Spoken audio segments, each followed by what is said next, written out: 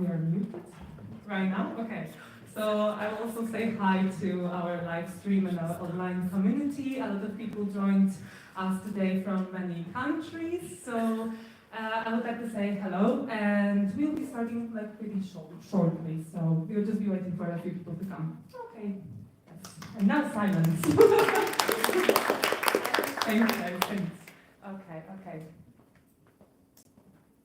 My clicker disappeared. Here.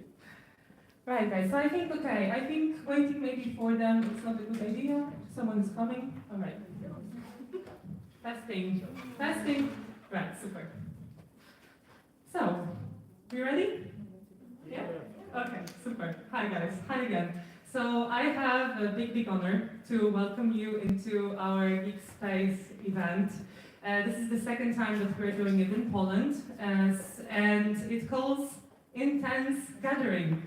And why is it called InTENse Gathering? This is a little bit of a specific name, because, as you can see, the highlight on 10, we are celebrating today 10th year of our initiative GeekSpace. So this is a special time. Thank you. All right, so I would like to tell you a little bit about GeekSpace because I know for some of you it will be the first time who you'll be like hearing this, like what is it? So guys, this is GeekSpace. This is a community-driven platform that we are making like the community for our like IT specialists from different countries in Ukraine, and as you can see right now, beyond.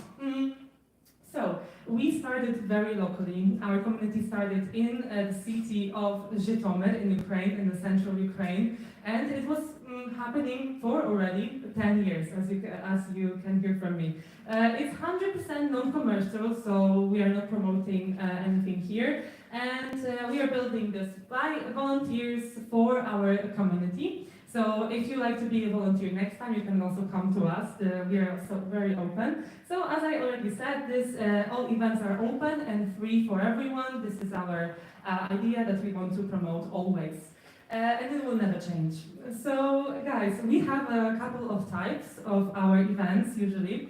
The most popular is our geek meetup. Then we also have geek days and geek conferences and geek hacks. But most, like today, is a geek meetup. Also, I would like to say something about myself. Let's get acquainted. So guys, my name is Aleksandra Bytych. People in Poland call me Ola. This is what we do in Poland. Maybe it doesn't make sense.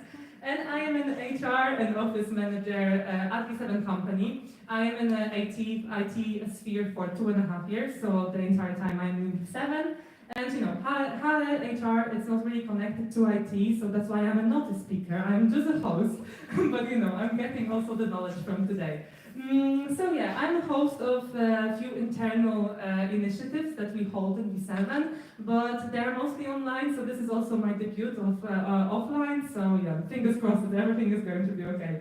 And I'm a communication enthusiast, as you already can see. I'm a fan of music festivals, and I'm also a certified sewist, so after work sometimes I'm going to the sewing machine and I'm sewing clothes.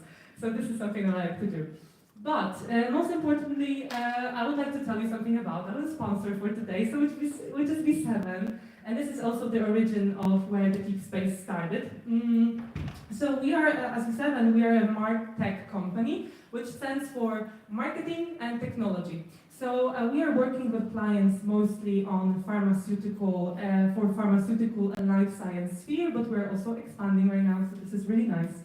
So all over the world, we have more than 700 industry specialists. We are working in Ukraine, of course, in Poland, in Argentina, in South Korea, in the US. So you know, we have our offices around the world. But we are most importantly, we are more than 700 people, and we are united, as you can read and hear. We are united by the vision to execute this like great omni-channel marketing projects and communicating strategies for our mostly pharmaceutical clients. So also you can see some like data in here. So we are right now on the market almost 16 years. So we have some proper experience even when the world was not so much digitalized. And we have more than 150 clients. Okay, yes. Okay. Yes, right. So, super. So I would also like to tell you something about our Poznań team, because the Poznań team is a heart of our company in Poland. So we are a group of people. We started in 2022. We opened the branch in Poland. And we were just a few people, actually 3 or 2 or 4, I don't remember correctly, I was there. And in 2022, we had this big vision to also start our cooperation with Poland. And we did. And right now we have a vibrant team of more than 20 professionals, which if you are looking at the photos and then you're looking around, you will see some of our people. So hey, thank you guys. So we are working from Poznań nearby in Business Garden. So if you wanna meet us, you can in Business Garden. And as I already said, we have 10 years of experience in GeekSpace. So this is a decade of bringing people together. So this is also some stats. As technical people, we love stats. So we had more than 22 geek meetups. We had 8 geek days. More than 100 topics and more than 90 speakers. I'll also tell you how to become a speaker a little bit later. So guys, you can be some of this 90, in the future. So that's how it was over all of these years. You see our speakers, you see places where we've been. We handle these geek meetups to raise the community, mostly in Ukraine in the beginning, in our offices and universities, and also here in a very cool space of the Museum of Space in Chato. I don't know if you've been, but I heard it is really cool. So yeah, this is more of our community. About agenda for today, most importantly, that's what you're here for, not for my intro speech. So guys, we will have 3 speeches from our great speakers today. I will tell you more about them in the next slide, but this time, this is really important to acknowledge that each and every one of our speech will take half an hour, and then we will also have time for Q&A. So guys, if you have any questions, don't worry, we are open. I'll be going with Mike all over. Also in the live stream, we are waiting for your questions if you have any. So after each speech, we will have 10 minutes for the questions. So don't be shy, because it's only 10 minutes. So we're raising hands and we're asking questions. And in between of those great sessions, we will also have coffee breaks, which I really encourage you to network, because this is also where we are, what we are about, why we're here. And we will be closing with a birthday cake, which is really beautiful. You can see, sorry, online community. But we'll be having a little bit of non-alcohol champagne, and also there's a lot of activities today, so you can look around and see something for yourself. Right, so I think my clicker doesn't work again. So, thank you, Sonia. Right, so, guys, this is a high time to introduce to you our speakers. Great people who came today, not only from Poland, no, they came from many countries, Germany, Belgium, also from Poland, our Hanna Shavurska. Well, guys, let's start from the first speakers. First person will be Chato the Veirman. Chato came. Chato, can you wave? Hey, yeah, here it is. Exactly. Thank you, guys. Great. Yes. So, guys, Chato came from Belgium, and he'll be talking. He'll have the topic here. So, from code to product, the impact of technology choices. Very important. It will be just after my speech. Then we'll have our Shavurska coming from Ukraine and Poland. A big GeekSpace, head of GeekSpace, I would say. Crafting effective software architecture documentation. So yes, stay tuned for that. And the last but not least, we will have Yuri the Derkal. Yes, Yuri is also Ukrainian, but came to us from Germany just few hours ago, not even a few probably. So thank you, Yuri, for coming, and he will be talking about learning to lead from orchestra conductors. Really, wait for this, because also I see some sneak peek, and it's great. Guys, for the online community, we'll be hosting 2 of the first sessions, and then we will stop, so we will inform you about this. Okay, yes. You can click, Sonia, thank you. Okay, super. So, not to make it a little bit too long, but guys, GeekSpace is about knowledge sharing, building IT community in this sphere that sometimes is a little bit closed. But guys, this is the most important, that we are making it free, because we are also like trying every single time to raise money for a charity. So this time, and also, like, you know, we are always concentrating on helping Ukraine, and this time we are introducing this idea of space to grow. As you always, like, as you can look on your seats, you have these cards. Don't throw them away. You can put them in the soil. I think it's a soil, and then you can grow something from them. So this is the idea that we want to introduce by supporting today education in Ukraine. So when you look on your right side, my left side, if I'm not mistaken, right there, there is a place which looks a little bit like a bookstore. We wanted to make a place where you will be able to buy second-hand books on any topics, for kids, crime, non-fiction, a lot of different topics. So you would like, if you would like, you can buy it for a price of your choice. We have few donation types, so I'll let you know about it a little bit later. Yes, and you can click. Super, thank you. Teamwork. Okay, guys, so we are supporting today Educational Initiatives Foundation. This is an organization that comes from Ukraine, obviously. These are our people that we are supporting. And they are here with a great vision of that education should not be a casualty of war. And that's what happens right now in Ukraine, unfortunately. So this, by supporting this organization, we are helping children to keep learning anytime and anywhere. I also really like this vision. Please, yes, thank you. Super, okay. So, coming back to this topic, like since the full scale of invasion of Russia on Ukraine, more than 2,500 educational institutions were like bombed, damaged, and destroyed. So by supporting this program, Unbreakable Education, we are trying to help the kids to be safe in education, you know, because I can imagine that a lot of kids will just not be focusing on that at all. You know, it's unsafe, I cannot even imagine. So that's why, like, by this organization, by donating, you can help in a few ways. I even have goosebumps when I'm talking about it.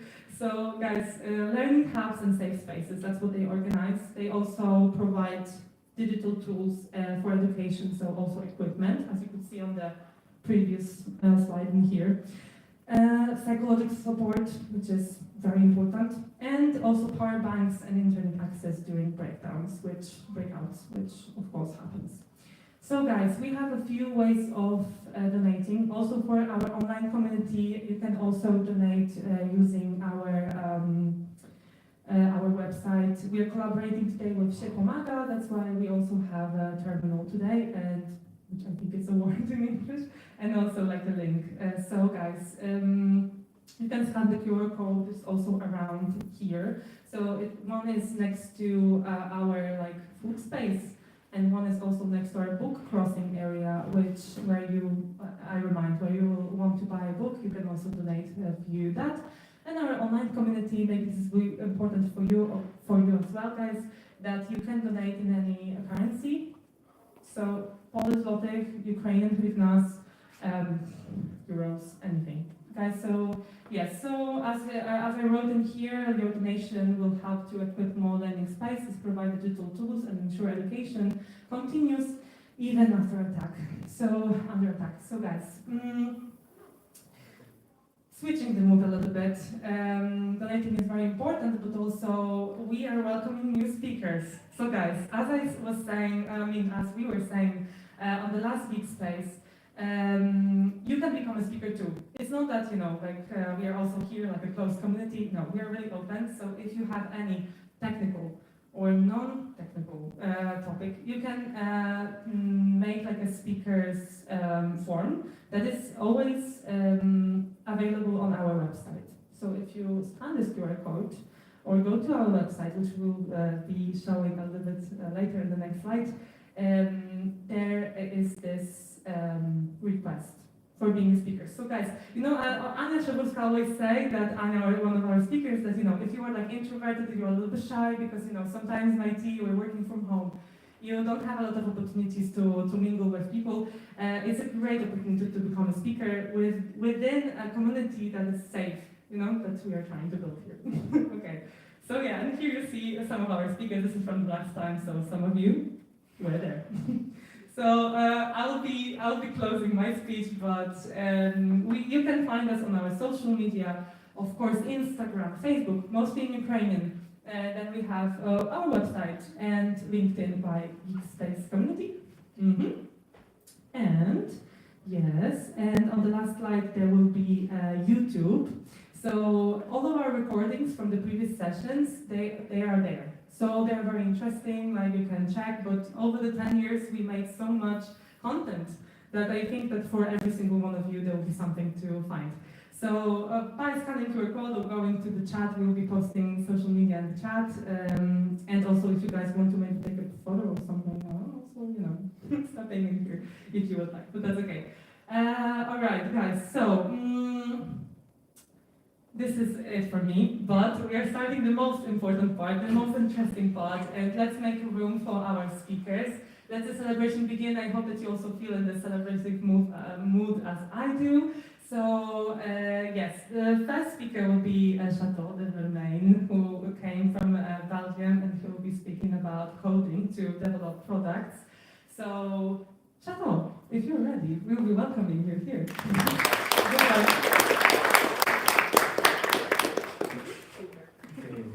Thank you, can all hear me? First of all, thank you for having me. And before I start with some technical stuff, I'll first introduce myself. So I'm Chato from Belgium. I'm 26 years old, and the clicker is not working. So, and I started programming when I was 13. Basically, I was playing a game called Minecraft. Yeah. No, it works. So I started programming when I was 13. I was playing a game called Minecraft, and apparently you can add custom experience there by coding. So I tried to figure out how it worked, and I was looking videos up on YouTube and learning how to code in Java. So after that, I was gaming and programming and learning everything. And I started my first company when I was 17, just a simple software company where we built software for other people and for ourselves.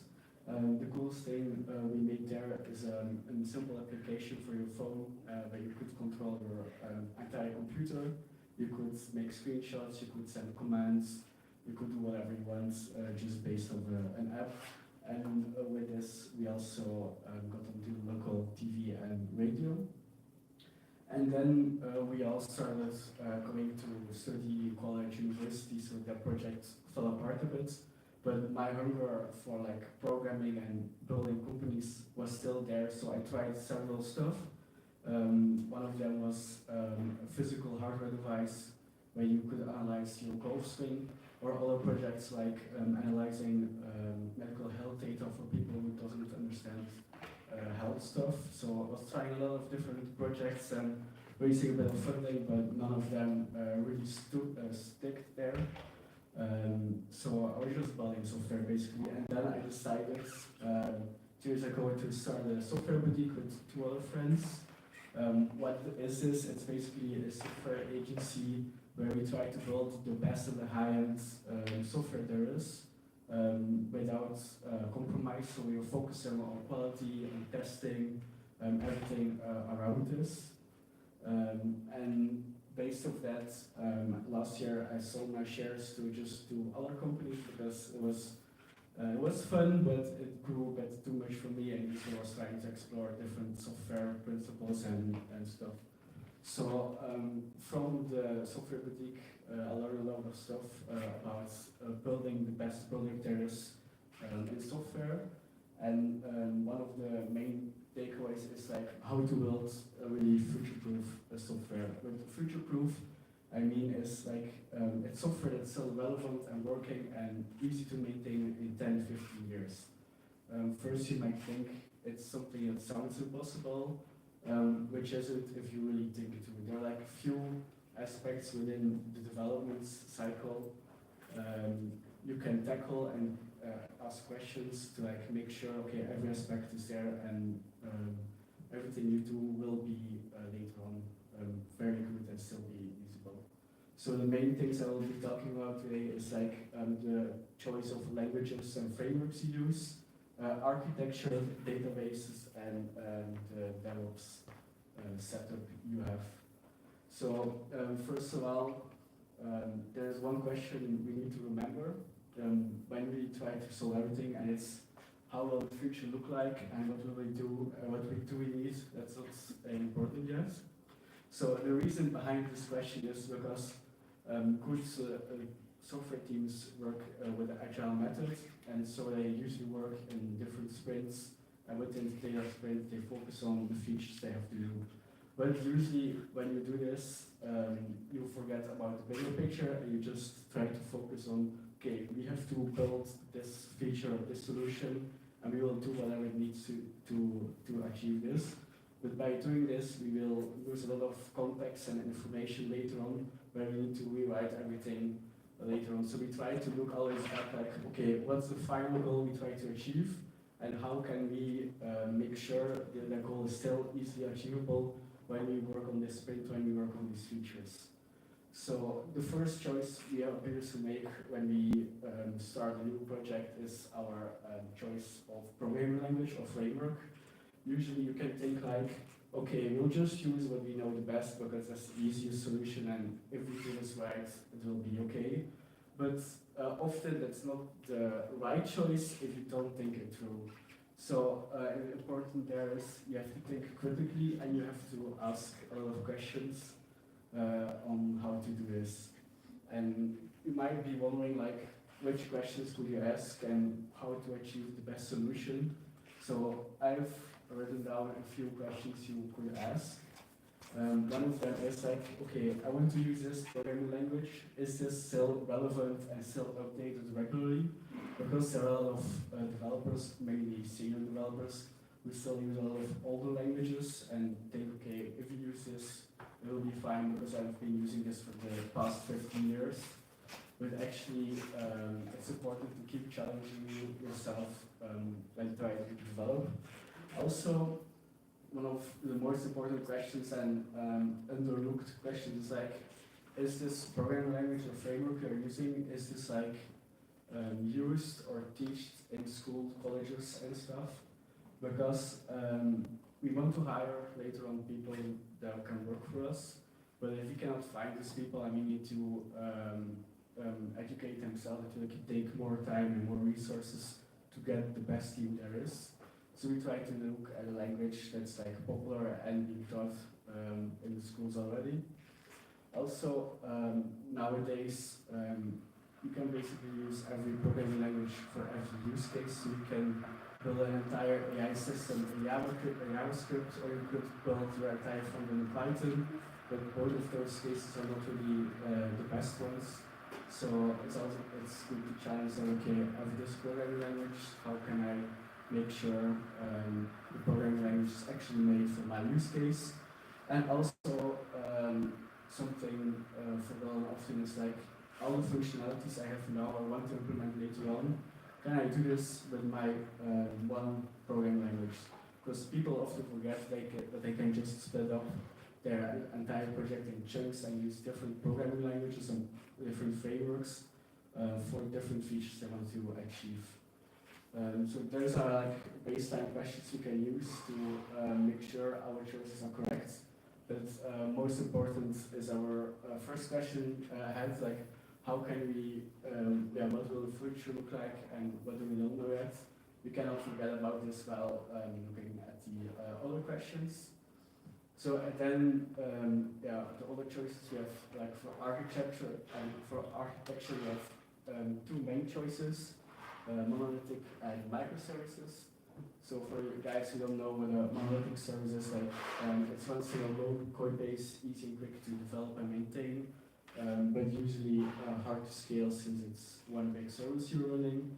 For microservices, it's all separated, different chunks, they're communicating to each other through APIs.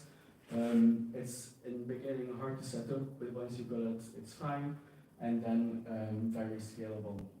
So both of them, you have a choice to pick. Usually that's a microservice is the way to go when you scale your application. But what I found out, like often when you try to implement a microservice architecture, it's often done wrongly, and it's just a monolithic service, just disguised as like vendor lane of microservices. So it's important to maintain and to look at your code base to make sure you're using the right practices and make sure the implementation is correct. And of course, our question, we cannot forget about it when choosing what to do. So our next choice is our databases. Here you can think, okay, we just pick one and we'll see what happens. But the tricky part with databases is that whenever you've chosen one and if you've already used it, migrating it to another database will be very painful and not very fun. So that's why I want to make sure the setup of the database is correct, and we have used the correct option, because nowadays you have a lot of different options, but we have a few questions we need to answer first. Like, for example, how will our data change over time? Are we 100% sure that the data we have is fixed and has a fixed format, or will it change, will it grow based on time, based on usage? Also, how frequent we need data, depending on like if it's more cold storage data or like hot data, which data provider or database provider will be the best for a use case. Also, how and what data will we access is important to know, since indexing and other stuff around databases is depending on what you choose. So we have these basic questions, but we could also look back at the questions of our programming languages. Do we need one fixed database, or can we like split up different functionalities into different databases to make sure we are using like the best tool and the best performance for what we are trying to do? So it's basically trying to push with these questions to think out of the box and making sure like, okay, what we choose, it will stay here for at least 10, 15 years. Will it be still relevant and good choice by then? So, and also, we cannot forget our biggest question, what will the future bring us? And then our last choice we have to make is DevOps. Usually people don't care about this because nobody knows how it works, but it's important to make sure you ask the right questions there as well. Definitely when it comes to cloud infrastructure and what kind of services we want to use. Also for the pipelines of deployment and how we document our development environment and infrastructure. There are still a lot of options, but with these questions we can filter all the options and just pick the one we need. And a funny thing I had with the clients, so the clients gave us a project where they developed a pipeline, took hours to run. And the reason because of this is people were like over-engineering their pipeline, and we just rebuild everything and simplified it. And for the same code base and project, we moved the deployment from hours to a few minutes, just because they were like trying to be fancy and to make sure, okay, if you want to do this in the future, we can still do this. But if we think through it, there was things they wanted to try to keep available, were not needed and will never be needed. So, and our biggest question came of that. So to recap, there are a few things I will say again, and then I have two examples around this. So the question that we have to remember is like, okay, what will we do in the future? How will we do this? And what do we still need in the future? It's just very important to remember and to grab back to it when we are building and choosing the components of our product. Also, when choosing, just weigh out the pros and cons of everything what we're doing, because we have tons of options for every aspect in our project, but not all options are good and not all options are optimized and performant for what we are trying to do. And it's just basically choosing the best tool for the job. When we, for example, try to hammer in a nail, we don't use a banana but a hammer. So you can look at it this way. Also, just don't be afraid to think outside the box, because a lot of people recommend a lot of stuff, but it's too much to think about it. You can just think, okay, people do like this, but if we need in another way, or can we just do something crazy or split up different stuff, so we have the best things for every aspect in our program. So, for example, so we had one client who just said to us, like, we want to have our users synchronized from one location to another location, but our company is eco-friendly, so everything we do needs to be energy efficient, good for the environment, and knowing how to build software is usually not environmentally friendly. So we try to figure out a way how to make sure like what we build is using the minimal amount of energy needed, and we don't do overcomplicated actions. So what we did is we chose a programming language that's efficient in use. We used Golang. It's one of the most efficient programming language when you run it compared to Python or JavaScript. Also, instead of using a server that's running 24/7, we use a smart system with serverless functions, where we only have to run for the milliseconds we need to run it for, so the energy usage is really minimal compared to original implementations and other stuff is needed. And to make sure everything is eco-friendly, we also added a monitoring system for energy consumption, just to make sure if we run it, how much energy do we use, and compared to alternative solutions on the market, we are like 200% cheaper in energy.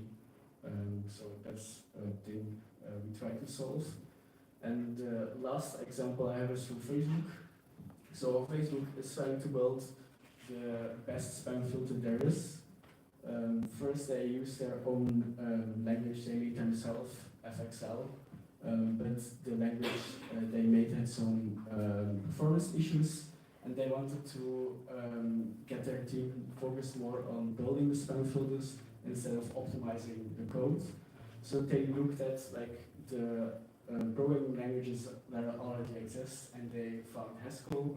Haskell is a functional programming language which focuses on just rule sets and making sure like if you have a case, it's the only case possible. So whatever you write, it will happen or it won't happen. So this way you could just focus on the performance instead of you could just focus on your spam filters instead of the performance. So they choose to migrate their entire code base to Haskell to make sure their spam filters are better and more performant. So to finish up this cleanup talk, you can add me on LinkedIn if you want, and thank you for listening.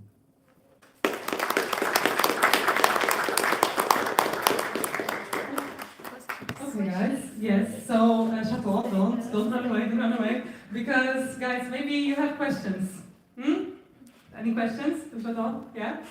You can take some time. Yeah, Yuri. Okay, yeah, come on. Hi, Chato. Thanks for the presentation.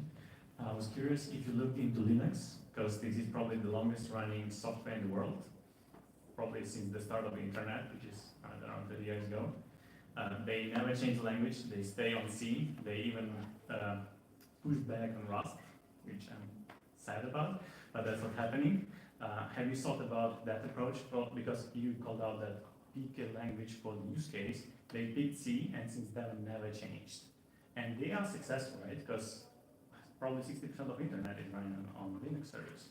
Yeah, so the thing with C is it's the best performing language you have if you know how to implement it. So the reason why we have programming languages is because to make our coding more easy and to have a better development experience. But for like a Linux operating system, you need to be as low level as possible, and C is almost one of the only. There are a few others, but it's the lowest programming language you can get compared to instead of doing everything in assembly. So that's why they still stay with C, and also it's more used than Rust, for example. People are trying to go to Rust, but Rust is also difficult. The both languages are difficult, but yeah, I don't have a reason.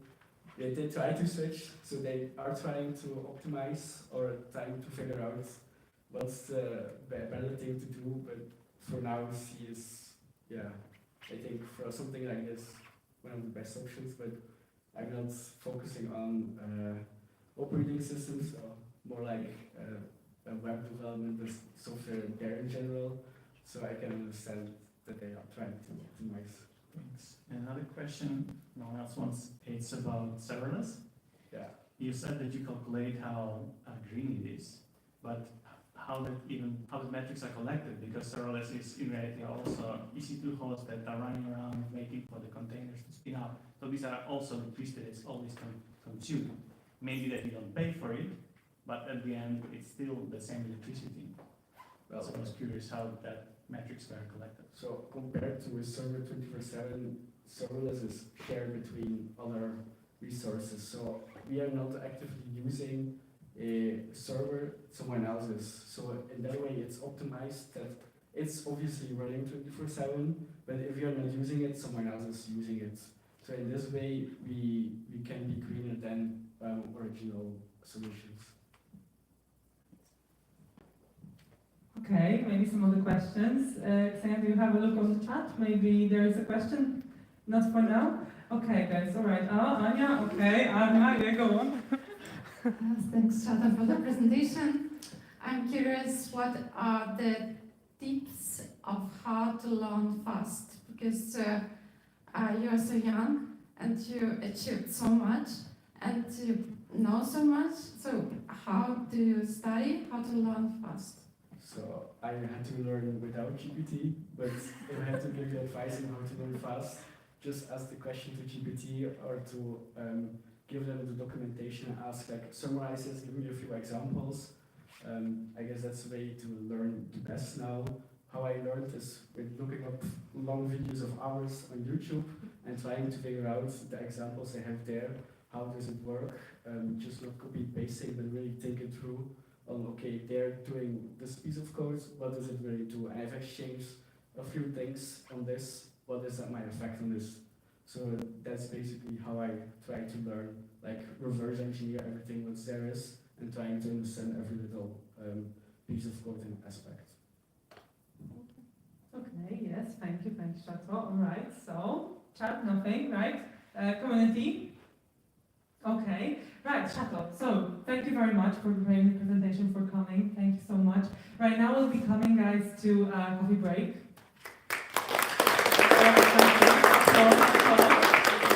Guys, so you'll be coming to a coffee break right now. I encourage you also, if you maybe are scared to ask questions to Chato, but you can come to a coffee break and ask him about this too. So guys, yes, for the live stream, we'll also be muted for a little bit, and we are coming around in like 10 minutes, right? So 10 minutes for the coffee break. Okay, thanks.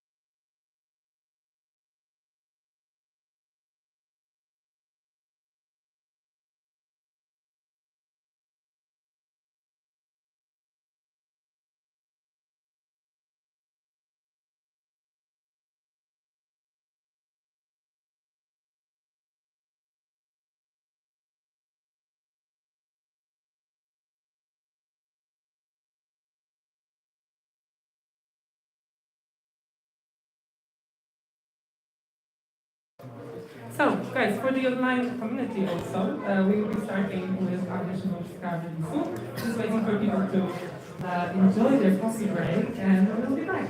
So, yes.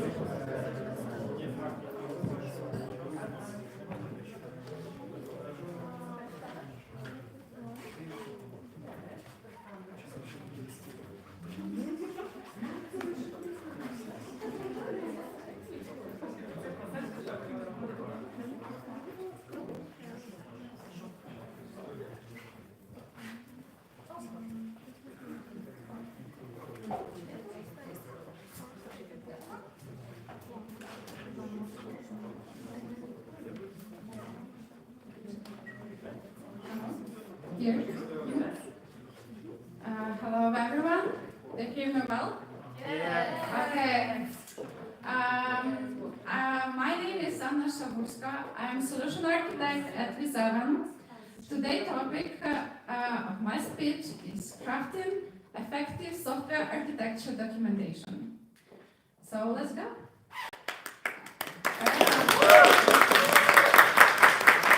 Let me introduce myself a little bit in more details, maybe. Somebody of you I know very well, but some of you I met for the first time. I worked in IT for 13 years.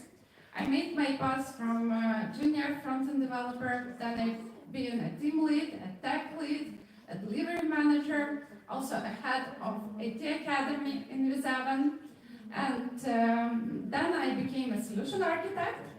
Also, I'm very passionate about networking conferences, and that's why I love organizing such events, and I was also one of the founders of GeekSpace community. And I love dancing. I dance not so much as before now, but I hope to come back. All right, let's go on. So, I have a question to you. Is there architecture in every project? What do you think? Yes? Yes? All right, I agree with you. There is architecture on every project, either designed or accidental. And yeah, you know what I mean? Not only like this, but in IT it also may be like this. But architecture always exists. The next question to you, is there an architect on every project? No. No, for sure no. Then who makes architecture on your project? Who makes architectural decisions? Euro makes? Yeah, okay. So everybody of you, because you touch code, you make changes in the structure, you make some decisions, you make some architectural decisions, more or less. So software engineers, team leads, tech leads, architects, CTOs, all those people are making architectural decisions and should understand how to make them correctly. So that's what my topic today is about. I want all of you to feel like a solution architect, to touch that topic a little bit more and understand how to behave in that role. What architecture is? What do you think? Architecture is about what we are doing and how we are doing that. In other words, the architecture of a system consists of the most important components, their relations, and how they interact with each other. So we have three main points here. The most important components, their relations, and interactions. We describe what we are doing, what our business needs, and how we are doing it. But is it always documented? Please raise your hands if your projects are documented, at least somehow. Yeah? Okay. Somehow. Half okay. Maybe like this, it's not a bad document if you make a picture of it and put it into your Confluence. It may be a good documentation. Okay. If your architecture is not documented, then how would you answer those questions? What is the structure of the system? What the decisions were made? Where is those decisions good? How to measure your system? What principles should we follow? Etc., etc., etc., etc. How do you answer those questions? I don't know, actually. So let me tell you the story of our team and how we managed to answer those questions. I work at eWizard. It is a product that works for pharmaceutical companies. It's like a WordPress, but for pharma, like Canva, but for pharma. It has a huge bunch of integrations with CLMs and CRMs. It follows very difficult pharmaceutical procedures, like approval processes and so forth, because that field is really regulated. So our product, our goal of our product is to make the marketing campaigns cheaper, more accessible for big products as well as for small products in not rich countries. And we started our product as an internal project 11 years ago. We have built our own framework, Episode.js, which all the content is built on. We have around 30,000 users in our product. It's around 140 instances, and it consists of 230 microservices already so far, and we have 118 people working in our department. And now we are having a solution architect team who answers all those questions, and not only. Yeah, let's move on. But how we began? For sure, it was not that state 11 years ago as I described. We started without solution architects, without business analysts, even without product owner. The first design of our product was made by our team lead, Sergei College, hello. Our decisions were made in the kitchen or in a room with whiteboards, and all our main principles were written in our brains, in our heads, and that's all. We knew how to build a solution. Then, what happened? Years passed. Our internal project transformed into a product. Now we have a huge sales and marketing team. We moved from we created our project from the scratch. We moved from monoliths to microservices. We moved from in-house hosting to the cloud. We passed ISO 27001 security certification. We became bigger. Our decisions became more difficult. But how do we gain that result?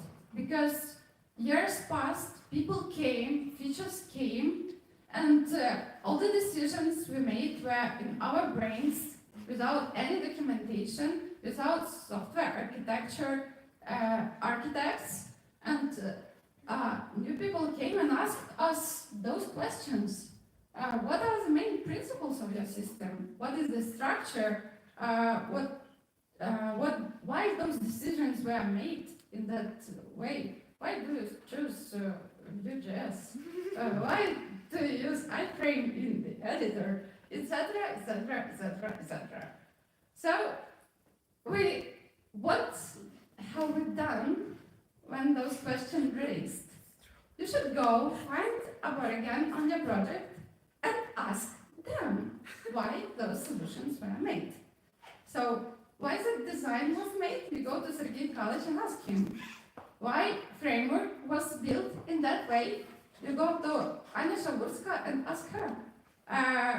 Why we use Node.js on backend?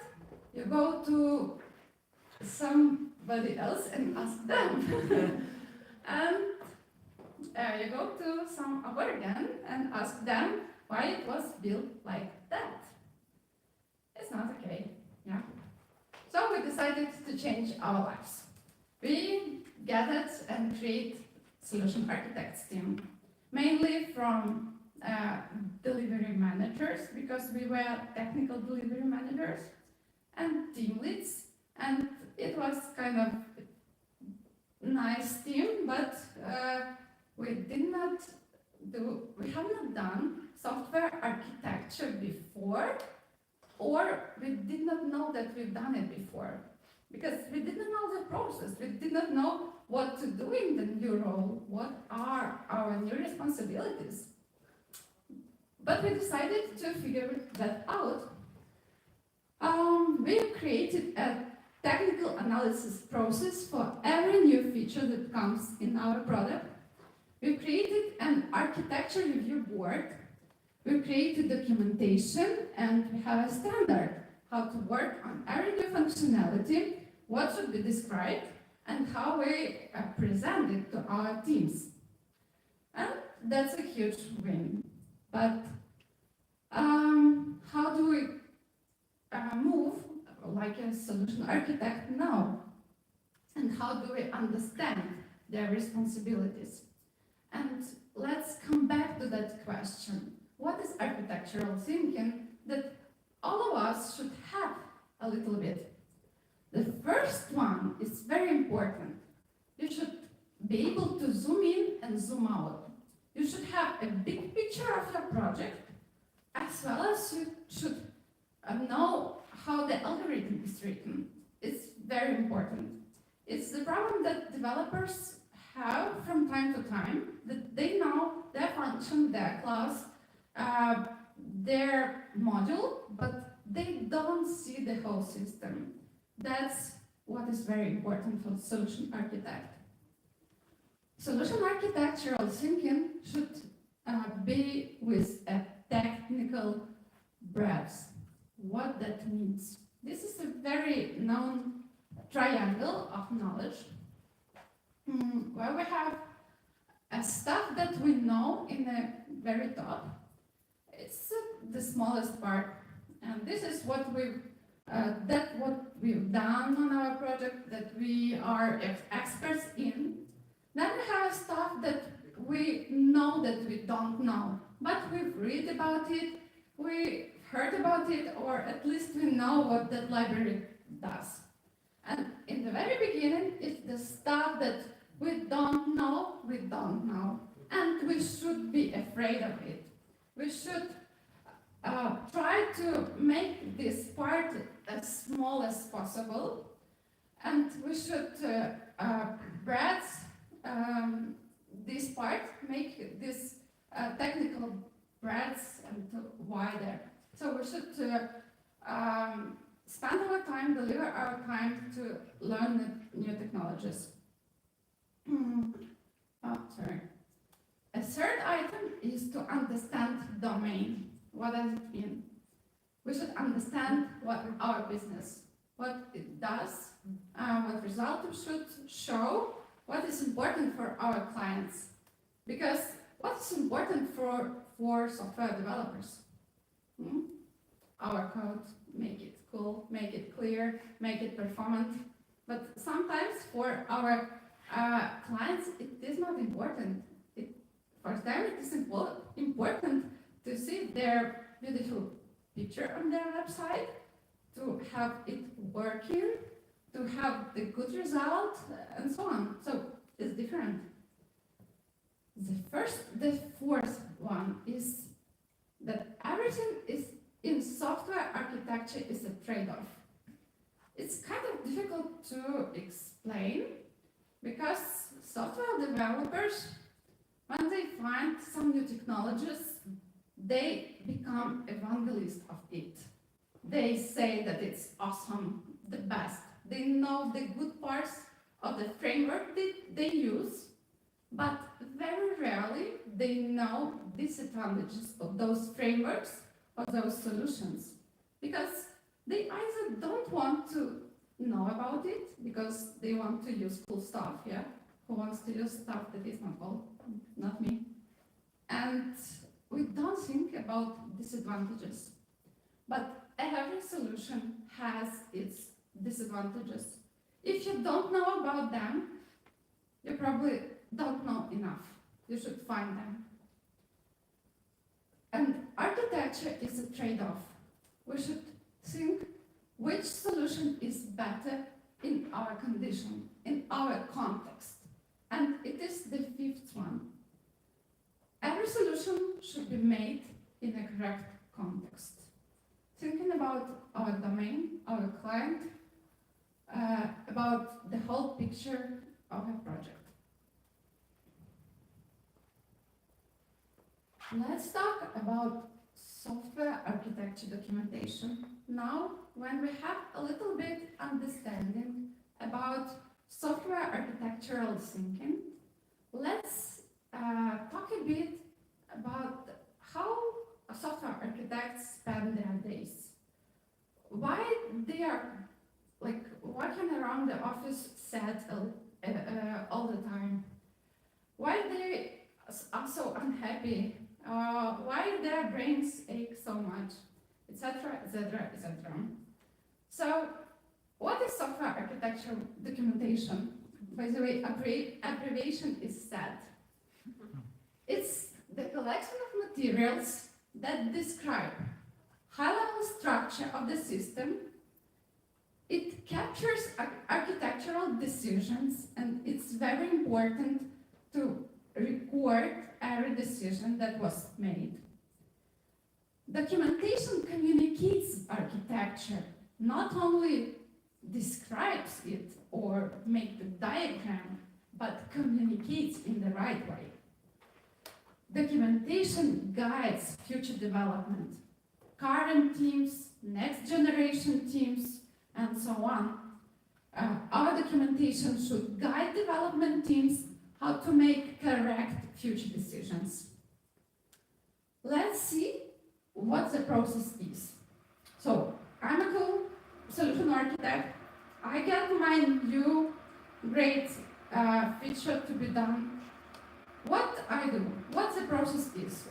For example, I want to make a new integration in our system with some third-party CLM. First, I read requirements. Thanks God we have cool business analysts and product owners now. Then they write cool requirements. So I take those requirements, or I work on those requirements with them and with our client, and I should understand the functionality that we should gain. This is the first step, working on architectural requirements. When I understand the business requirements, I start thinking about non-functional requirements. What does it mean? Those abilities of your system, should it be performant, scalable, should we have fast time to market, etc., etc., etc. So we describe technical requirements of our system, non-functional requirements. Then, when we know the whole context, we start thinking about architectural design. Sometimes we say that we create a new design, but most of the time we should select a correct architecture, because almost all the architectures were invented, like patterns, before us. We should know the source, where to look for them, and select the correct architecture for us. And think how we should implement that architecture in our project. Then we kind of draw a diagram. People like to use that word, drawing diagrams, like a painter. We use Drawer or some other system for that. And we are making architectural documentation from different viewpoints, different diagrams, etc. Then we make architectural evaluation. Even before the first implementation, we show our architecture to somebody, to software developers, at our architectural review board, and to product owners. We evaluate if we made a correct decision in a correct context, and if we managed to think about all the trade-offs. Then we go to architectural implementation. We should ensure that implementation was done according to our software architectural design. And we come back because we improve all the time of the architecture. With every new feature we may recreate, rethink something, and so on. And we get a software architectural document that might have a structure like this. So we try to note, to describe everything that was done by us and analyzed by us on those steps. And really, that document might look a bit boring from the first view, because it's really a document and nobody likes to write it. We like to craft code.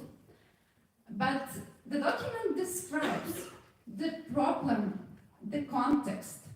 Then the next section is architecture significant requirements, which consists of objectives, concerns, constraints, and quality attributes that we've chosen for our system.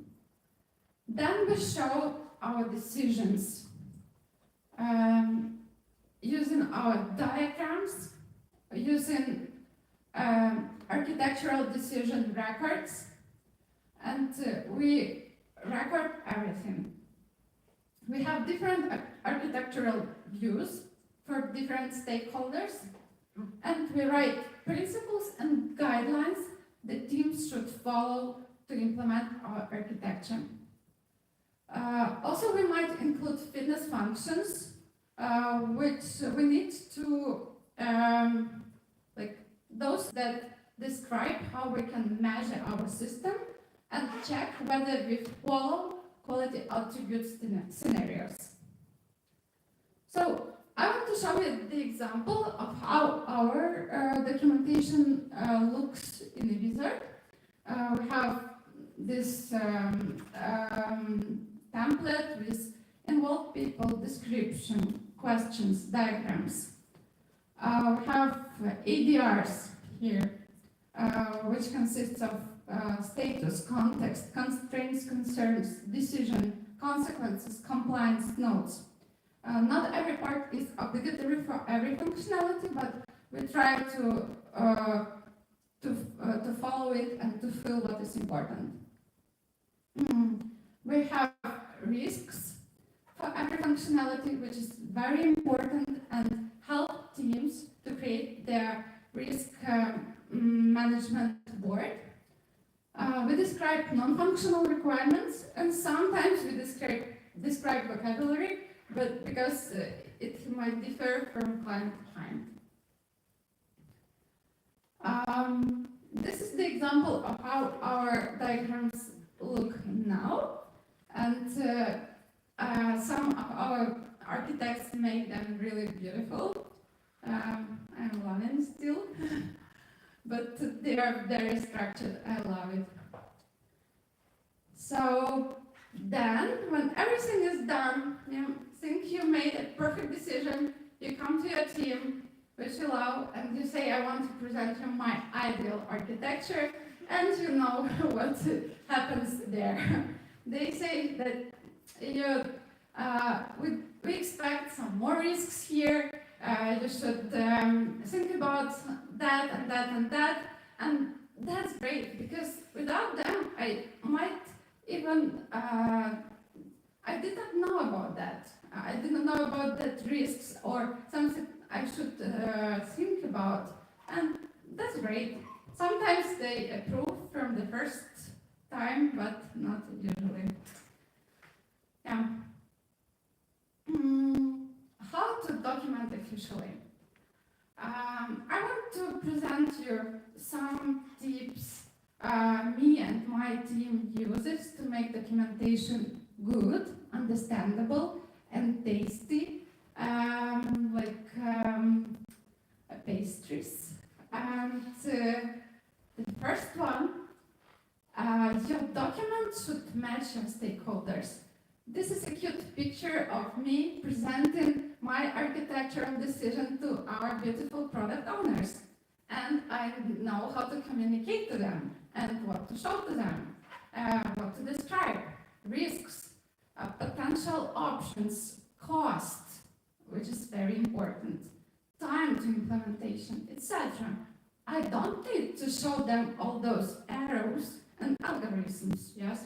So I should make a separate presentation or scheme of slide for them to understand what are the consequences of our architecture. When you present to your team, the decision should be clear. Then you show all the schemes, arrows, etc. The second one, keep it updated as a part of the development process. Share your documentation with your teams. Make them own your documentation. So they were not afraid to update it if something goes not according to it. Sure, they can't change their architecture from the scratch, which sometimes may happen, but they can change it and approve with you. A third one, document not only how, but why. Why have you made the decision? What was the context? What was important? And why you have chosen that option, not another? Because when new developers come to your project and ask why iframe is in your editor, you can send them to that document where everything is described and not repeat it from the very beginning a lot of times. And it's very important also for you not to forget why you've done that decision, because sometimes people come to a meeting, describe their decision, you ask them why that option was chosen from 3 of them, and they don't remember, even if that decision was made a week ago. And what? You become angry. People shouldn't do like that. People should have good memory, but also they should document their decisions, because every decision is followed by another decision and has their consequences. Next one, do not over-prepare for future requirements, because that future may not happen, because business may decide to take another strategy, another features, not something that you oversee right now. Good documents scale people, not just systems. It's very important. So this is how we started. We started fast. We made some schemas that helped us to implement features. It was not very good, we see it now, but it helped us to move quicker.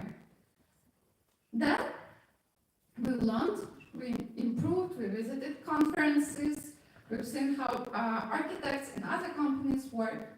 We read books, we passed through courses, and now we think we know what we do, but maybe in a year I would say that no, but I hope we do.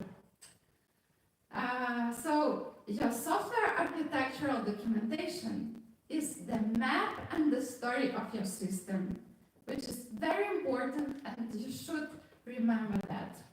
So you should document how you build your system and why. How to learn. I recommend you to visit those resources. This is a fundamental book for software architectures by Mark Richards and Neil Ford. It's like a Bible or alphabet. I don't know. It's very basic and very important for every architect. The second resource is by Mark Richards. It's Architectural Mondays. He has a short 10 minutes videos that you can watch about software architecture, and you can learn from him. But also he shares software architectures templates that you can use in your project. So you should not build that software architectural documentation from the scratch. You can download those templates and use them on your project. It's very important because they share what they use. And the third one is technology radar. You can check which technologies are on the top now. In different spheres, from different angles, you can see JavaScript frameworks, for example, or different languages you can compare. It's very important. It's updated every month, if I'm not mistaken, but I really, it's important to check it. This is architectural design of my life. His name is Alexei, and this is the main architecture I build every single day, and I love how he becomes. This is our team. I can say, don't be sad creating your SAD, software architectural documentation. It's not really that boring, it's real fun, I can tell you. And let's stay in touch. Here should be my links, but something went wrong. But you know how to find me. Thank you. Questions?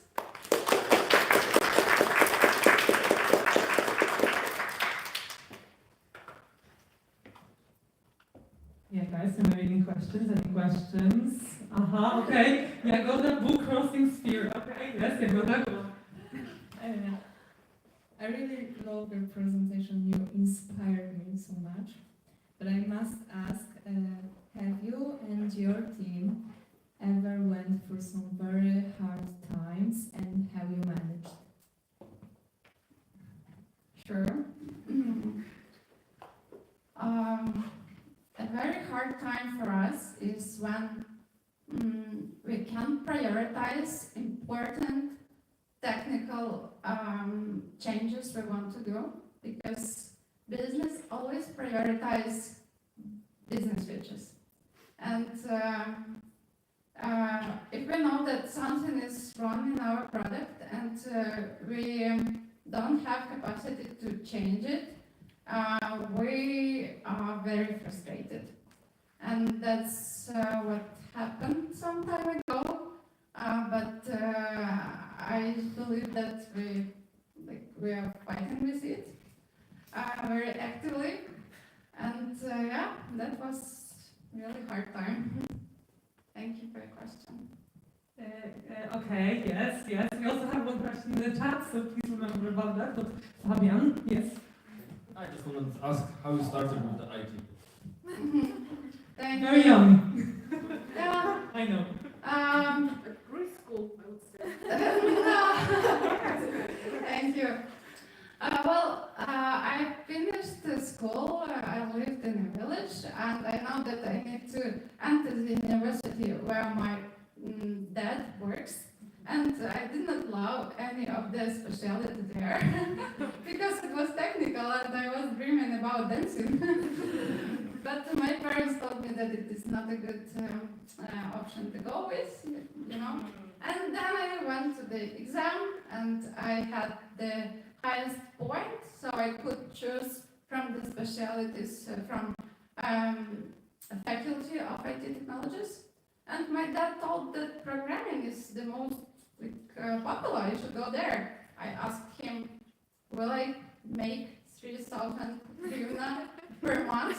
Yes, why not? I should go. Will it be like learning well? It's very hard. If you manage to make the exam, you will manage to be there. And that's how it happened. So my dad told me that I will be able to do it, and I'm here. Thank you, Dad. Yeah. Okay. Guys, we also have a question from the chat, so I'll let myself read. Anya, someone in the chat is asking, what is the hardest in architecture building? Timelines. Yeah, because if you know me a little bit, I love to make everything perfect. I deeply analyze everything. I need time to do it. I can't do it very fast.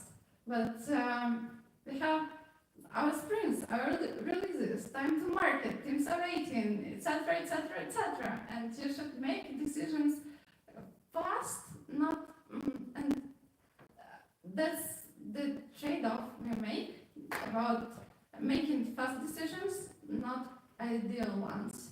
And sometimes we negotiate about it and take more time, but maybe that's the most difficult. Okay, no, thank you. All right, guys, so, okay, yes, running. Thank you for the presentation. I want to ask you about like how you estimate your feature. So sometimes the developer can find some rabbit hole, and because when you estimate, when you build all your document about new feature, how you know how many time your developer will spend on this feature. Like you make some research, you make some maybe prototype, and how you know maybe how you know. Thank you. So first of all, when we roughly estimate features and we don't see the architecture, we don't see the full requirements, we estimate in t-shirts. So we say the range. We would implement it in 40 hours, 100 hours, 400 hours, 1,000 of hours, if it's very difficult. So it helps business making decisions what can fit in our release, for example. Then, when functionality is in the roadmap of release, and we take it from the very beginning, we make the requirements very precisely. We make technical requirements, architecture, and only with a complete diagrams, we go to the team and estimate this functionality once again, story by story. We estimate risks. We make optimistic and pessimistic estimation, so the manager can communicate that we have a deadline, it is optimistic or realistic, but we have a risk register. If some of the risks happen, we go this scenario, and it can take, for example, 1 or 2 weeks more. So it helps us to not to have so much stress, but not necessarily. As it happens. Okay, and Anya in the chat. Sorry, Lara, there is one more. So, Anya, the question is, how do you manage the architecture documentation stays up to date throughout the features lifecycle? Difficult. We don't, unfortunately, but we are making it better. Thanks to the processes we have, we make a documentation as a task in every story. So that as a final task, a team goes and updates the documentation that they have on a service. Also, they may update our architectural documentation if needed. or ask us to update something if something went in another way. But yes, it's very difficult to have it up to date. But we try to have it in our process. That's what we can do. Okay, thank you. There was another question from our audience offline. Yeah. Okay. Yes. Yeah. What was the worst and the best decision as solution architect?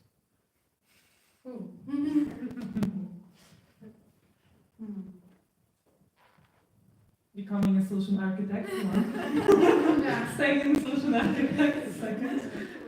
Oh, I don't know. It's difficult. I don't know. Maybe my team can help me. What bad decisions I made. I don't know. Team is scary. I have some good decisions which I'm proud of, and I see them as a good result in the functionality and how teams are happy implementing them. And some of them take, for example, half a year or 9 months to implement. And if you follow your team, it's cool to see how that picture you built in the very beginning appears in a real life from demo to demo. It's really awesome. But I can't think about it right now. Sorry. Okay, Anya, thank you. So we have, I think I will take the last question. It's coming from the chat and it's from Yaroslav. Thank you, Yaroslav. So Yaroslav is asking Anya, could you please tell me what percentage of the overall architecture design process is typically dedicated to documentation? It's hard.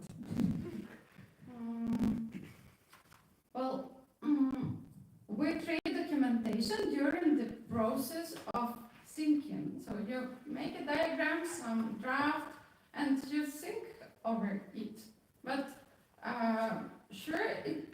to document everything correctly, it takes time. So I would say, like, it might take 30–40% to complete the documentation. But when you fill everything according to that plan, you understand that you should describe more, for example, non-functional requirements, or you just understand that you see one more risk or one more connection. So it's all the time connected because you describe it and you see more, bigger picture.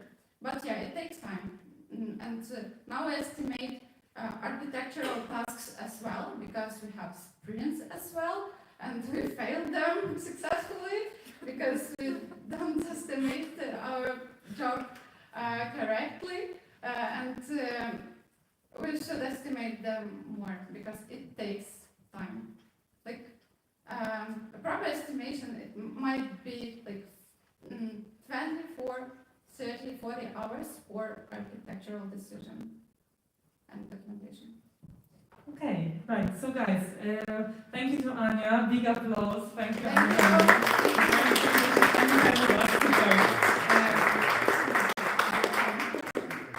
Yeah, so guys, for the offline we'll be taking another coffee break. It will be around like 10–15 minutes this time. And for our online community, we'll be thanking you right now because we are stopping our live stream soon. So guys, thank you so much for coming to us. And if you have anything to say in the chat, you can still stay there. And please remember to donate through our Shipomaga website. And yeah, thank you so much. But offline we're staying, we're not moving.